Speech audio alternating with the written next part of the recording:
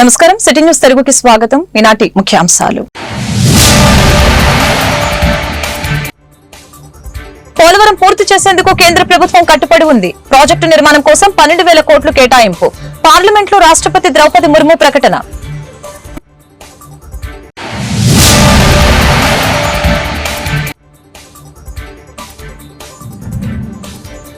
పశ్చిమ గోదావరి జిల్లాలో సీఎం చంద్రబాబు పర్యటన. కన్యకా పరమేశ్వర అమ్మవారి ఆలయంలో ప్రత్యేక పూజలు. ఆంధ్రప్రదేశ్ జీవనాడి పోలవరం ప్రాజెక్టు సత్వర నిర్మాణానికి కేంద్ర ప్రభుత్వం కట్టుబడి ఉందని రాష్ట్రపతి ద్రౌపది ముర్ము తెలిపారు. బడ్జెట్ సమావేశాల ప్రారంభం సందర్భంగా పార్లమెంట్ ఉభయ సభలను ఉద్దేశించి ఆమె ప్రసంగించారు. ఈ సందర్భంగా పోలవరం అంశాన్ని రాష్ట్రపతి ప్రస్తావించారు. ఈ ప్రాజెక్టుకి కేంద్ర ప్రభుత్వం 12,000 కోట్లు కేటాయించిందని గుర్తు చేశారు. संशोधित पार्वती कालीमेघी चंबल लिंक परियोजना में राजस्थान और मध्य प्रदेश में सिंचाई और पीने के पानी की आवश्यकता की पूर्ति। पोलावरम सिंचाई परियोजना को पूरा करने के लिए 12,000 करोड़ रुपया की अतिरिक्त राशि भी स्वीकृत की गई है।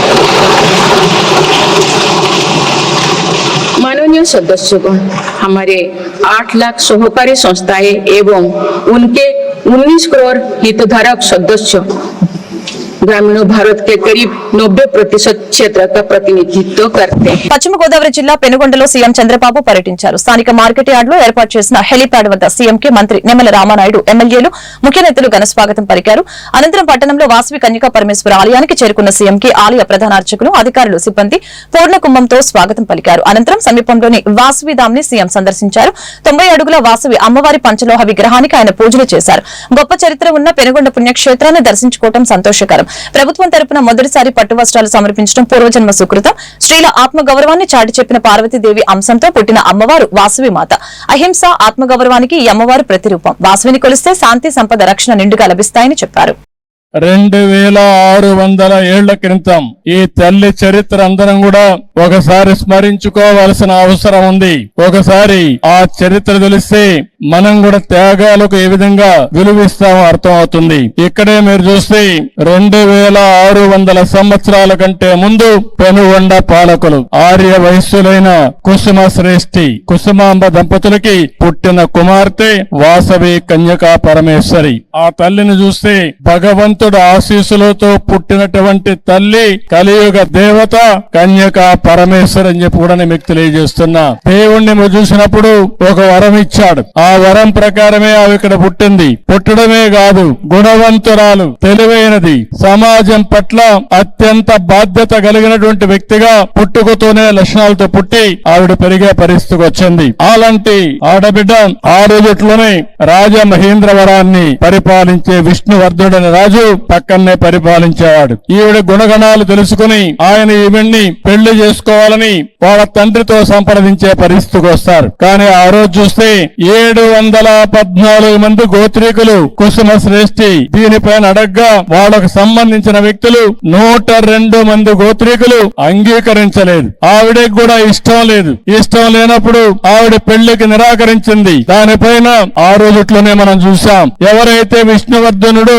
ఆగ్రహం చెంది నాలాంటి వాణ్ణి కాదంటారని ఎక్కువ ఆగ్రహాన్ని పెంచుకొని ఏం చేయాలో చేస్తానని చెప్పి ఇష్టానుసారంగా మాట్లాడే పరిస్థితికి వచ్చింది. ఒక పక్క తల్లికి ఇది అధర్మం అని తెలుసు, న్యాయం పైన నిలబడాలని తెలుసు. కానీ అదే సమయంలో సాంప్రదాయానికి కట్టుబడి తన వల్ల రక్తపాతం జరగకూడదని వాసవి దేవి అగ్ని ప్రవేశం చేశారు. శాంతిని కాపాడాలని ఆత్మ బలిదానం చేశారంటే అది తల్లి చూపించిన చొరవ.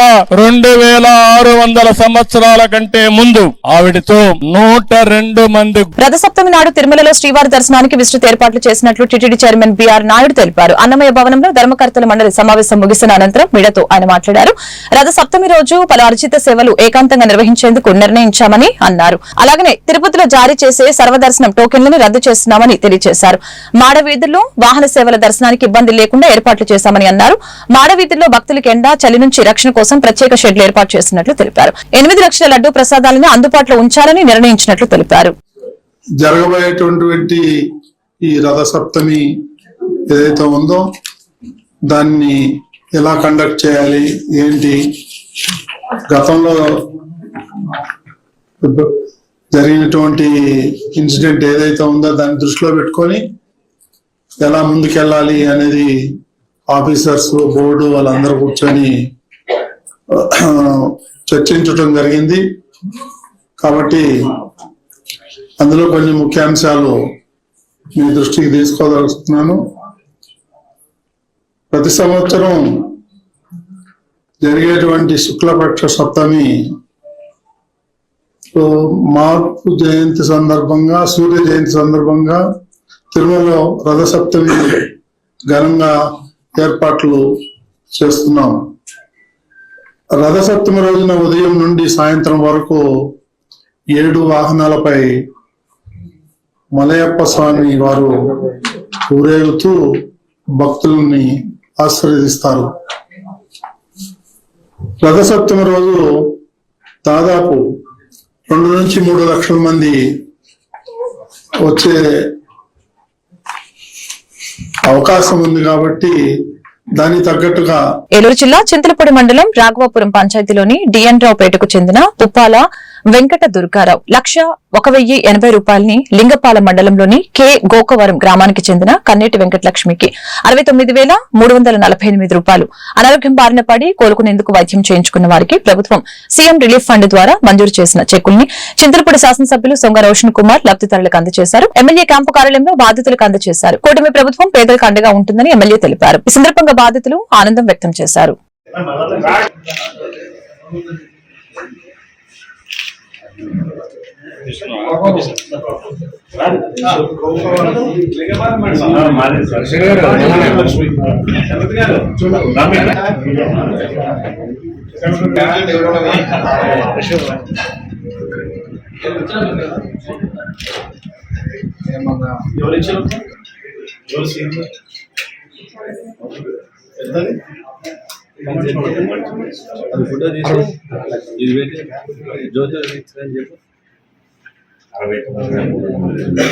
దుర్గారావు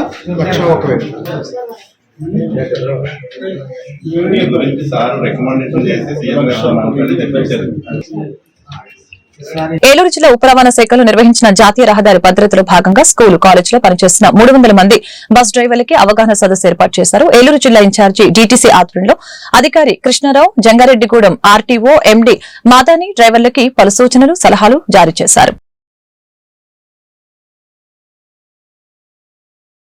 వెళ్ళిపోవాలని ప్రయత్నిస్తూనే ఉంటారు.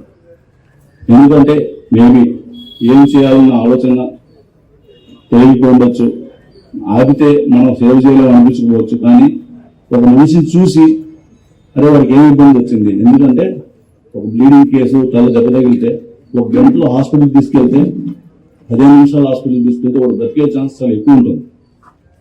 సహాయకార్యం ఉన్నట్టు అవుతుంది. అవి లేకుండా పనిచేసేది రోడ్ మీద యాక్సిడెంట్ చేసేయడం వల్ల దీనివల్ల మీ వల్ల కాక ఎన్నో కుటుంబాలు వీధి పడిపోతాయి. ఆ రోజు ఏదో బంధువులు వస్తారు ఏమన్నారు సార్ టైం పడుతుంది.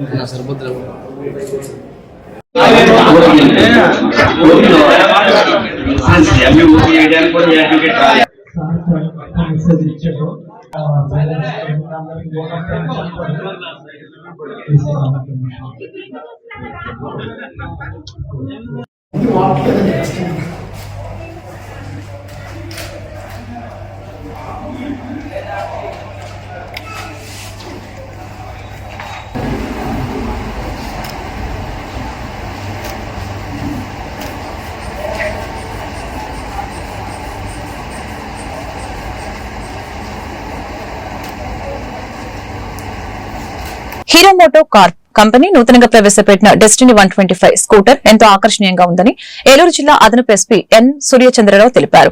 డెస్టినీ 125 స్కూటర్ ని గురువారం రాత్రి ఏలూరు కొత్త బస్టాండ్ సమీపంలోని సాయి స్వర్ణ హీరో షోరూమ్ లో ఏలూరు మార్కెట్ లోని అదనపు ఎస్పీ ఎన్ సూర్యచంద్రరావు ఆవిష్కరించారు. ఈ సందర్భంగా ఆయన మీడియాతో మాట్లాడారు.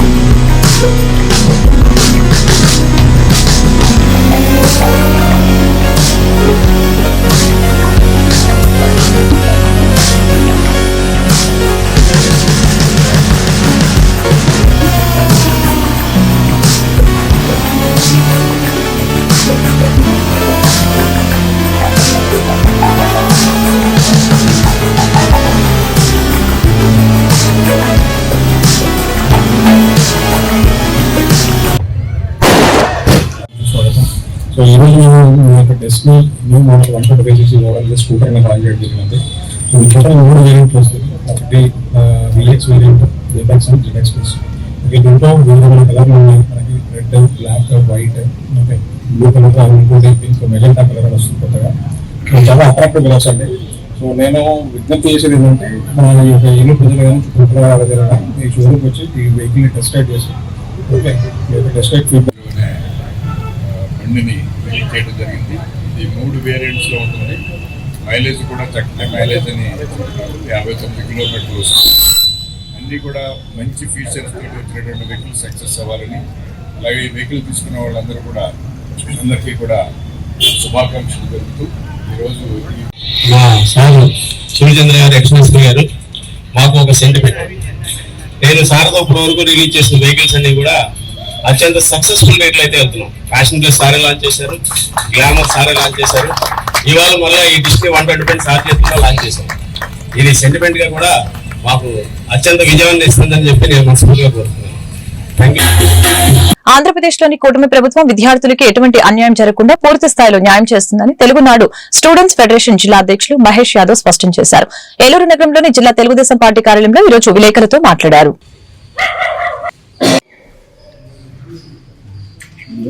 స్టూడెంట్స్ చాలా ఇబ్బంది పడ్డారు. దాని వల్ల ప్రతి స్టూడెంట్ ఎగ్జామ్ కి వెళ్లే ముందు కరెక్ట్ గా ఎగ్జామ్ ముందు వాళ్ళని ఎగ్జామ్ మీకు రాయడానికి వీల్లేదు ఆపేశారు. ఎందుకంటే ఫీజులు చెల్లించలేదు అని. ఫీజులు ముందుగా జగన్ ప్రభుత్వం చెల్లిస్తాము అని చెప్పి మాట ఇవ్వడం వల్లే కదా వాళ్ళ పేరెంట్స్ ముందుగా కట్టలేదు. వాళ్ళు ముందుగానే కట్టము అని చెప్పుంటే వీళ్ళు ముందుగా జాగ్రత్తలు తీసుకుని రాసేవాళ్ళు. వాళ్ళ ఎగ్జామ్స్ ఆపేయడం జరిగింది, వాళ్ళ లాస్ట్ సర్టిఫికేట్స్ ఇవ్వకపోవడం జరిగింది. దానివల్ల చాలా మంది ఉద్యోగాలు కూడా వెళ్ళకపోతున్నారు. ఇవన్నీ జరిగింది. కానీ వాళ్ళ ప్రభుత్వాలు చేసిన ఇవన్నీ కప్పిపుచ్చుకుని ఇప్పుడు ముందుకు వచ్చి ఫీజు రీఎంబర్స్మెంట్ గురించి వచ్చే ప్రోగ్రామ్ చేద్దామని ముందుకు వస్తున్నారు. వాళ్ళు ప్రోగ్రామ్ చేసే కదా ముందు ఫస్ట్ అందరిని అడుగుతాం, మీరు చేసినవన్నీ కరెక్టేనా? మీరు చేసినవన్నీ కరెక్ట్ అయితే మీరు వచ్చి అడగడానికి సరిపోతారు. మీరు చేసిన ఏది కరెక్ట్ కాకుండా ఇప్పుడు వచ్చి అడిగితే. నేను ఏలూరు జిల్లా తెలుగుదేశం పార్టీ విద్యార్థి విభాగం జిల్లా అధ్యక్షుడిగా పనిచేస్తున్నాను. మరి గత 2 రోజుల క్రితం వైఎస్ఆర్సీపీ దొంగల ముఠా ఏదైతే ఉందో మరి ఫీజు పోరని చెప్పి ఒక కరపత్రం విడుదల చేయడం జరిగింది. 5వ తారీఖున కలెక్టరేట్ల వద్ద మరి ఫీజు పోరని ఒక కార్యక్రమం చేస్తారంట. ముందర మీరు ఏవైతే 2024 మీరు దిగే నాటికి ఏవైతే ఎన్నైతే బిల్లులు ఉన్నాయో ఆ బిల్లులన్నీ కూడా ఎంతనే చెప్పి మరి మీరు ఫీజు పోరికి వెళ్ళాలని చెప్పి నేను వైసీపీ నాయకులకు తెలియజేస్తున్నాను. ఎంతైతే బకాయిలు మీరు మిగిల్చారో అవన్నీ కూడా బయట పెట్టాలి. దాదాపుగా 4,000 కోట్ల రూపాయలు వసతి దీవెన కానివ్వండి, విద్యా దీవెన కానివ్వండి, మీరు విద్యార్థులకి కాలేజీలకు ఇవ్వాల్సిన బకాయిలు నిజమా కాదా అని చెప్పి మేము మిమ్మల్ని అడుగుతున్నాం. మరి ఎంతో మంది విద్యార్థులు డిగ్రీ పూర్తయి మరి సర్టిఫికేట్లు తీసుకోకుండా మరి పీజీ మరి డిగ్రీ విద్యార్థులు కానివ్వండి, ఇంజనీరింగ్ విద్యార్థులు కానివ్వండి, నర్సింగ్ విద్యార్థులు కానివ్వండి, వీళ్ళందరి శోభ వాళ్ళ తల్లిదండ్రుల్ని మానసిక శోభకు గురి చేసి మీ ప్రభుత్వం కాదా అని చెప్పి, గత ప్రభుత్వం కాదా అని చెప్పి మేము మిమ్మల్ని అడుగుతున్నాం వైసీపీ ముఠాని. మరి పిల్లలు కానివ్వండి, పిల్లల తల్లిదండ్రులు కానివ్వండి, మీరు ఏ మాత్రం కూడా భయపడాల్సిన అవసరం లేదు. మరి మన ప్రభుత్వం వచ్చింది, చంద్రన్న ప్రభుత్వం వచ్చింది. మరి లోకేష్ బాబు గారు మీకు ఒక అన్నగా ఒక సోదరుడిగా మీకు అండగా ఉంటారని చెప్పి మేము తెలియజేస్తున్నాం. మీరు ఎవ్వరు కూడా ఒక్క రూపాయి కూడా మరి కట్టకుండానే ఏదైతే అన్ని కూడా మీకు ఏవైతే బకాయిలు ఉన్నాయో అవన్నీ కూడా మరి చంద్రన్న ప్రభుత్వం లోకేష్ బాబు గారు. రాష్ట్ర స్థాయిలో ప్రజలు పార్టీ శ్రేణుల సమస్యల్ని స్వయంగా తెలుసుకోవడానికి తెలుగుదేశం పార్టీ కీలక నిర్ణయం తీసుకున్న సంగతి తెలిసిందే. ఇందుకోసం గుంటూరు జిల్లా మంగళగిరిలోని తెలుగుదేశం పార్టీ కేంద్ర కార్యాలయంలో ప్రజాదర్బార్ కార్యక్రమానికి శ్రీకారం చుట్టారు. ఇక్కడ కార్యాలయంలో మంత్రితో పాటు పార్టీ ముఖ్య నేతలు అందుబాటులో ఉంటూ వినతుల్ని స్వీకరిస్తారు.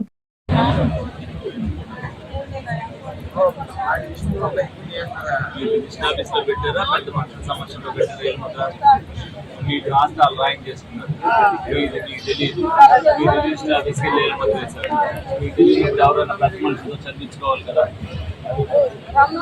ఏది ఏ నియోజకవర్గం మీద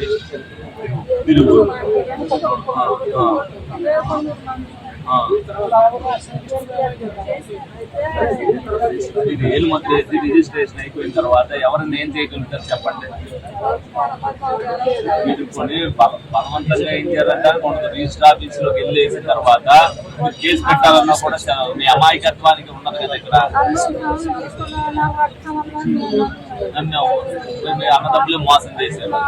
దానికి గవర్నమెంట్ కానీ మేము కానీ ఏం చేయగలుగుతాం? ఎలాగా చెప్పండి, మీరు చెప్పండి. మనం ఏం చేస్తే కాదు నవంబర్ మొత్తం ఇంకా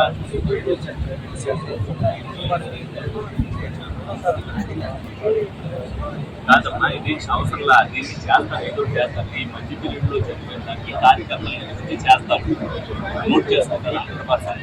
కానీ మామూలుగా అయితే జనవరి 1 తర్వాత చనిపోయిన వాళ్ళకి కంపెనీ తరఫున వచ్చేస్తాయి. ఈ లోపుగా ఎన్ని ఉన్నాయి అనేది ఎస్టీలు చూసి అందరికీ కార్యకర్తలు ఈవెంట్ సాయం చేస్తారు.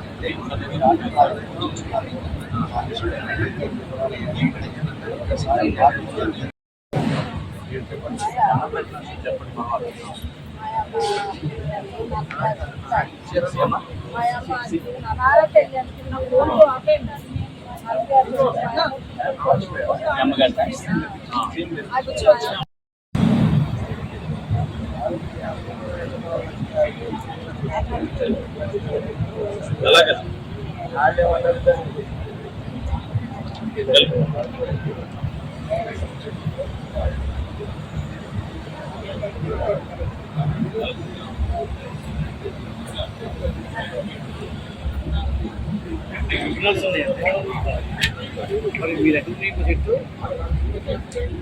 ఏలూరు జిల్లా నూజివీడు పట్టణంలో ఎంప్లాయీస్ కాలనీలో గురువారం రాత్రి ఏసీపీ రైడింగ్ జరిగింది. వివరాల ప్రకారం social welfare college hostel warden Nagamani 30,000 రూపాయలు నగదు లంచంగా తీసుకుంటూ పట్టుబడ్డారు.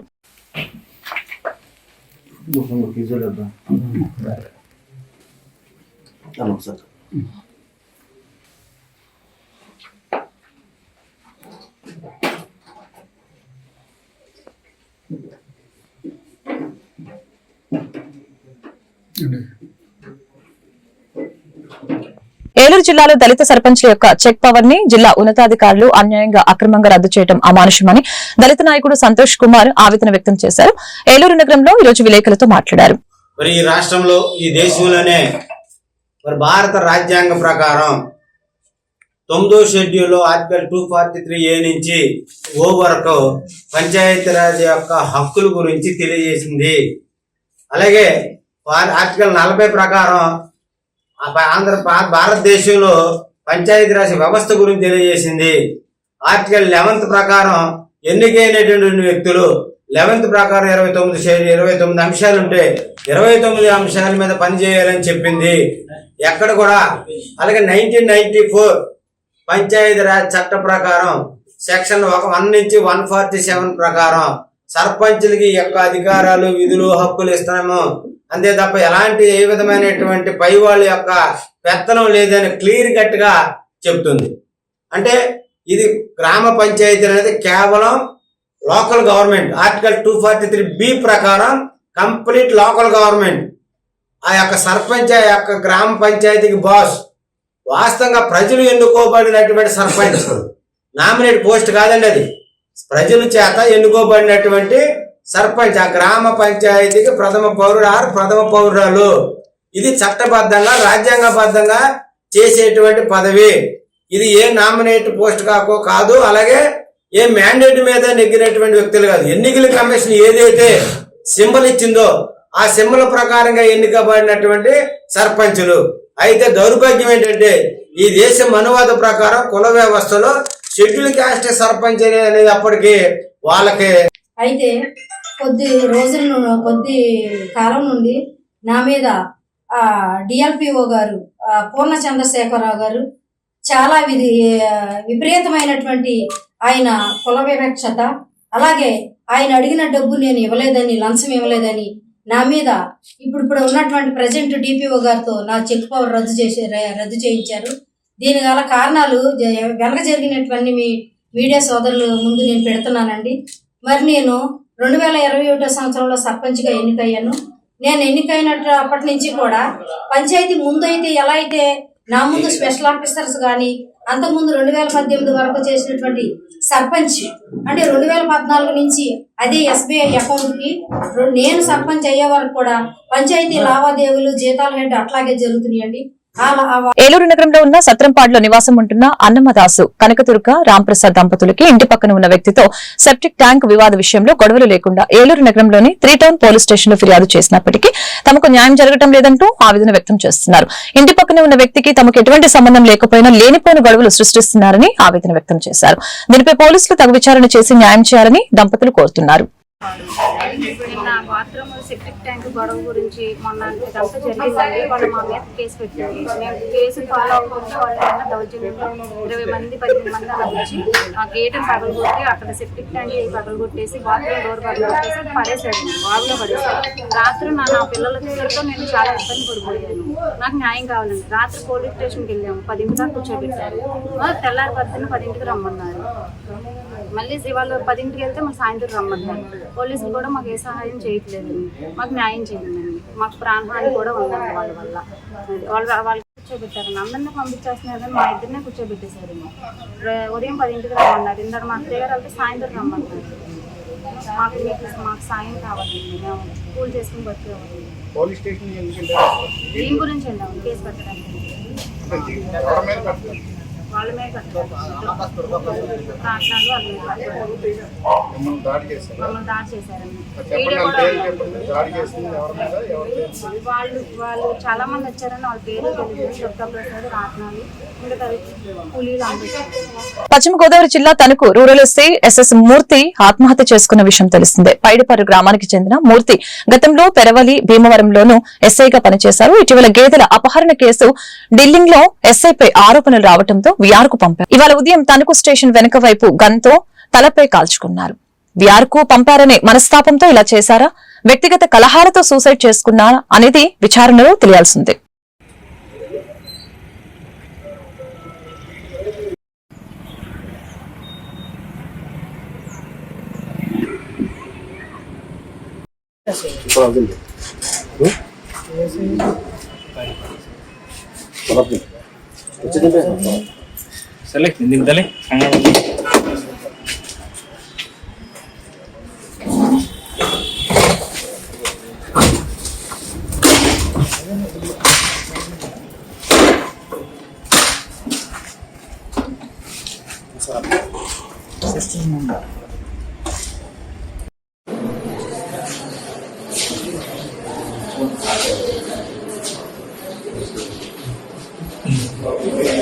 వార్తలు ముగించే ముందు ముఖ్యాంశాలు మరొకసారి.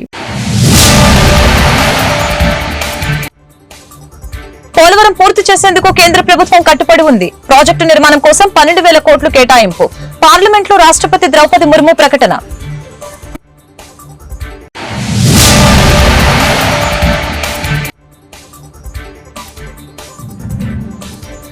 పశ్చిమ గోదావరి జిల్లాలో సీఎం చంద్రబాబు పర్యటన. కన్యకా పరమేశ్వర అమ్మవారి ఆలయంలో ప్రత్యేక పూజలు. ఈ వార్తలు ఇంతటితో సమాప్తం. మరొక బులెటిన్లో మళ్ళీ కలుద్దాం. నమస్కారం.